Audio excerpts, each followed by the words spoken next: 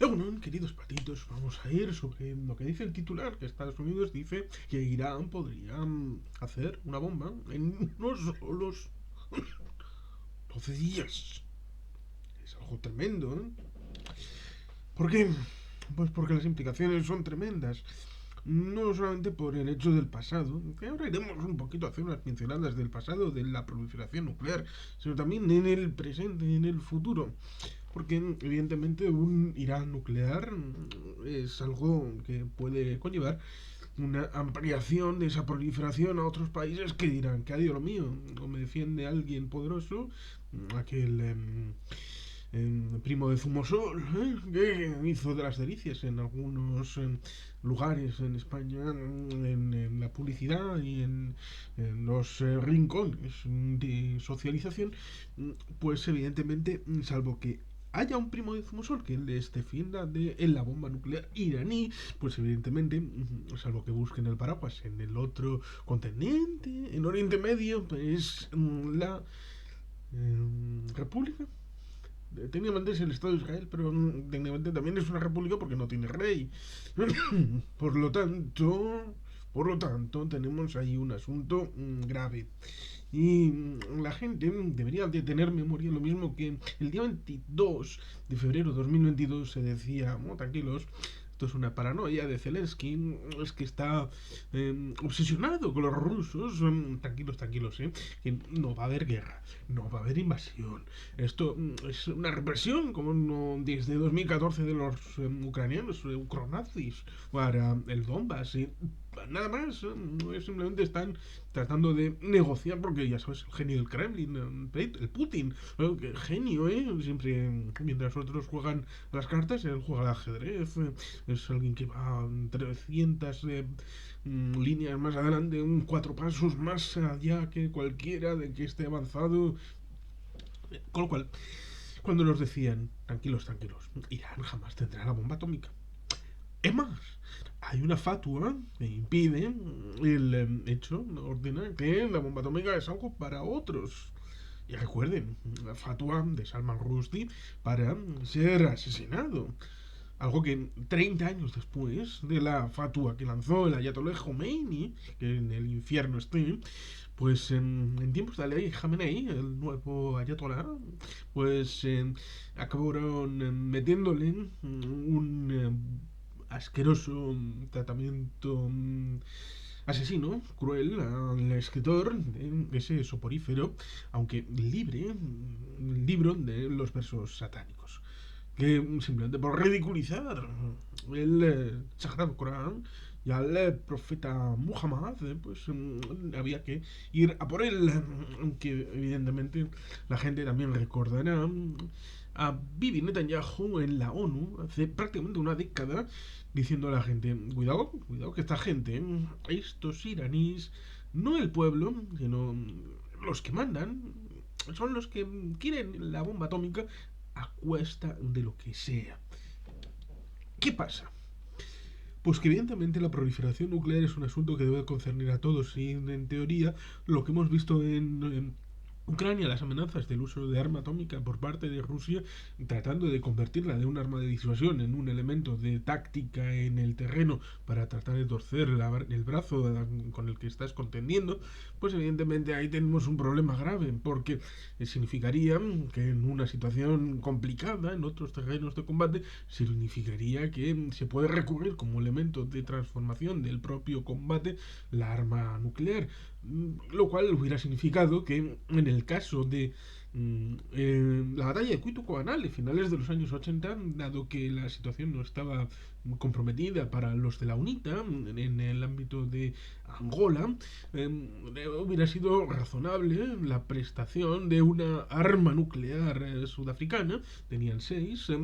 para la disuasión del ejército cubano, aliado de los marxistas-leninistas de Luanda, para cambiar las tablas en el ámbito de la propia guerra. Ciertamente Occidente se equivocó mucho con Cuito Cobanal y con aquella guerra de frontera. Pero sirve el ejemplo. El ejemplo porque en los años 70, digamos que Bhutto, el padre de Benazir, asesinada en 2007, con un libro póstumo que era Islam, Democracia y Occidente.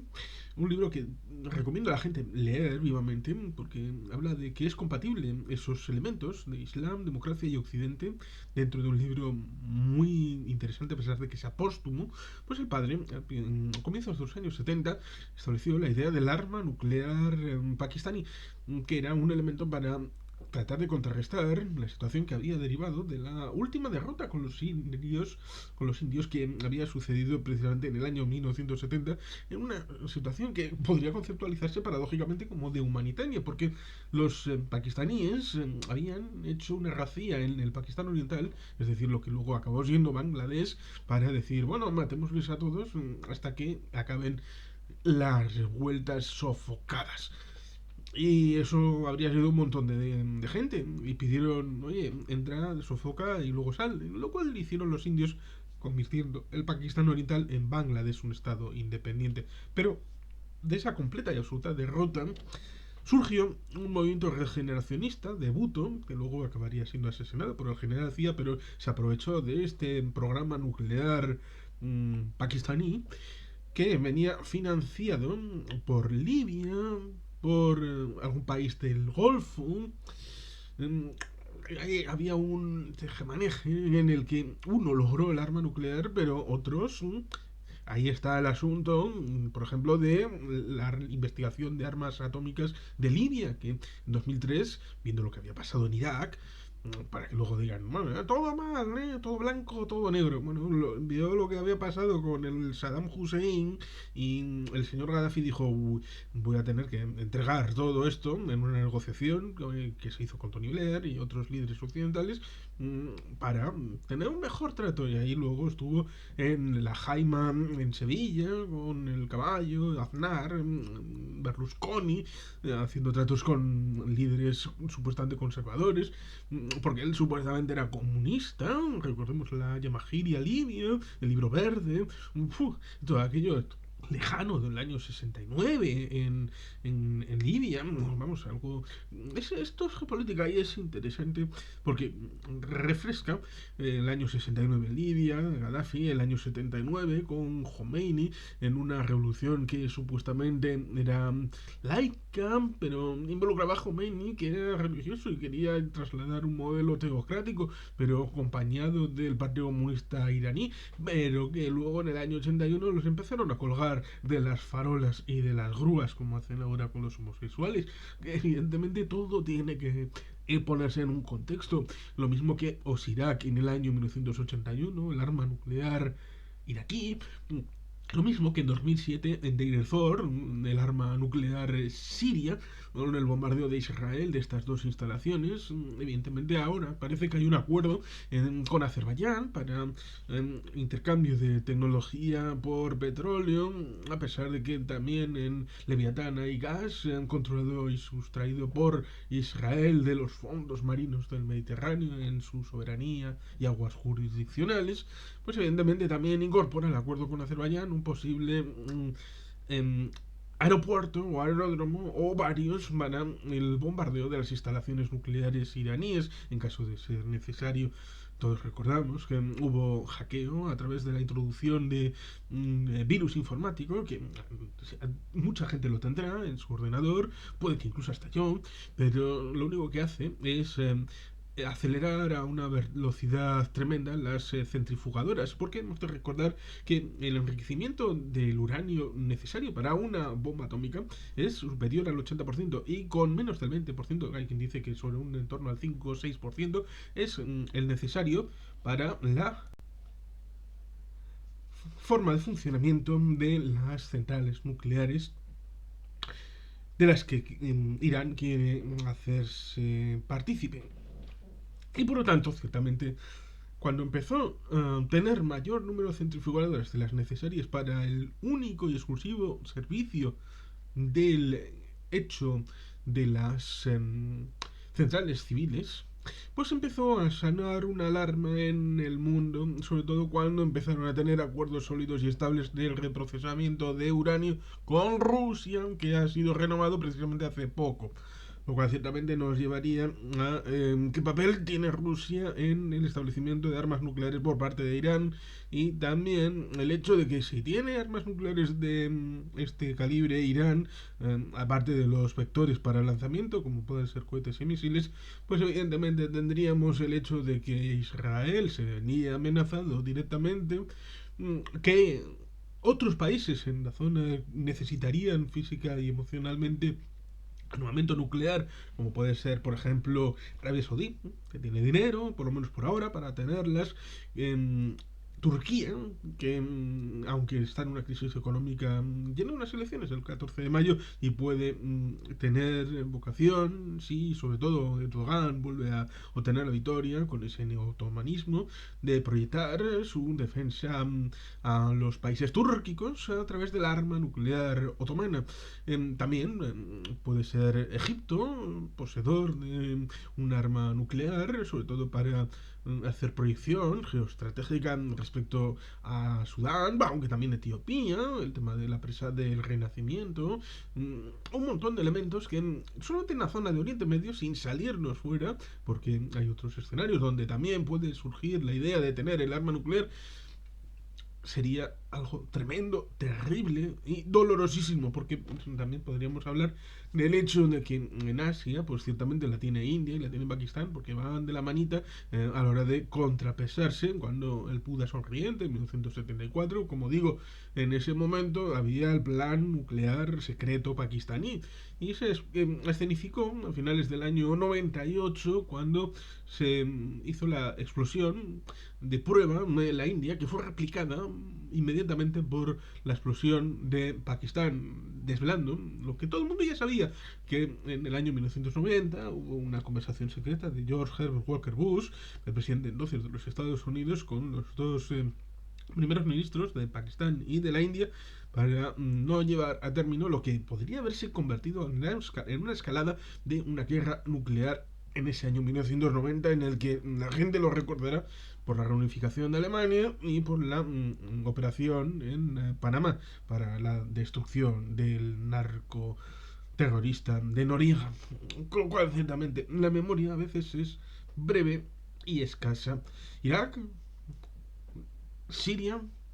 fueron objeto de bombardeo para que no llegaran a tener el arma nuclear. El ámbito de la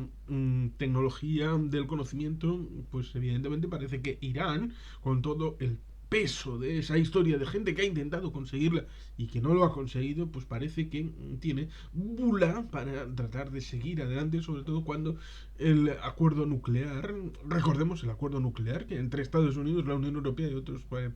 miembros asociados se llegó en tiempos de Obama, pero que luego el señor Donald Trump, el pacifista, Donald Trump primero el pacifista, el pacificador, se retiró a Estados Unidos con él, lo cual evidentemente provocó, además de luego el asesinato de Soleimani en el aeropuerto internacional de Bagdad. Además de una decena o docena, depende a quién consultes, de representantes de ese señor de la guerra de la Guardia Revolucionaria iraní en países del entorno de Oriente Medio y líderes de células y grupos terroristas. Con lo cual, ciertamente, el Trump, primero el Pacífico, llevó a parte de Oriente Medio al borde de una conflagración bélica, simple y llanamente por designios tal vez de Bibi Netanyahu, del señor de Israel, que ahora vuelve a ser primer ministro. Y quizá en parte por esas formulaciones ligadas tal vez a su propio hermano, que fue el de la operación Entebbe, la única víctima de la operación Entebbe, en esa idea de cómo solucionar el asunto por parte de esta familia de los Netanyahu, en una disposición en la que evidentemente los iraníes tienen esa idea de barrer a Israel del mapa, lo cual ha sido contestado en parte con las mujeres. Desde el Kurdistán, una mujer que se rebeló y fue asesinada, y empezó el movimiento este de mujeres, y luego la represión que ha habido con una situación en Irán también explosiva. Pero precisamente por esa explosividad puede ser más necesario que nunca sacar músculo por parte del régimen y llevar el arma nuclear a la idea de aquí dentro no nos vas a meter la mano, porque hay un régimen que es amigo y que estaba involucrado en 2007 en el arma nuclear siria, porque había un acuerdo mutuo de defensa entre 2003 en adelante entre Siria e Irán. Si uno conseguía el arma, el otro inmediatamente la iba a conseguir y por eso bombardeó Israel en 2007 Deir ez-Zor, la central nuclear destinada a esto concretamente. Pues evidentemente estamos hablando de Corea del Norte, de Rocketman, del amigo íntimo de Donald Trump. Aunque Rocketman intentó utilizar a Donald Trump para tratar de persuadir una situación de impasse antes de volver a retomar sus actividades nucleares. Simplemente trató de ver si era posible, como en el 94, tratar de convencer a un presidente de Estados Unidos para tener un dinerito cada cierto tiempo y luego pues volver a las andadas, a pesar de que seguramente secretamente seguía teniendo sus propios negocietes con el arma nuclear. Pues la tiene, fundamentalmente para decir, aquí dentro no vais a meter mano y el régimen va a ser incólume, a pesar de que tenga que hacer trapicheos con economía sumergida o secreta, con pasos intermedios, ya sea con barcos, con empresas, en situaciones de absoluta ilegalidad, de piratería económica, pero siempre con la idea de mantener el régimen político en Pyongyang. Lo que tenga que ser, será, da igual. Lo mismo que en el caso de Rusia han dado libertad a, bueno, estas piezas de tecnología occidental me da igual cómo las consigas, siempre que las traigas a Rusia. Y esa idea de, bueno, estos elementos de lucha contra la corrupción, bueno, está bien, pero estos estándares occidentales son demasiado elevados. Con lo cual, ciertamente, ahí tenemos una realidad donde las teocracias, las autocracias, los elementos totalitaristas,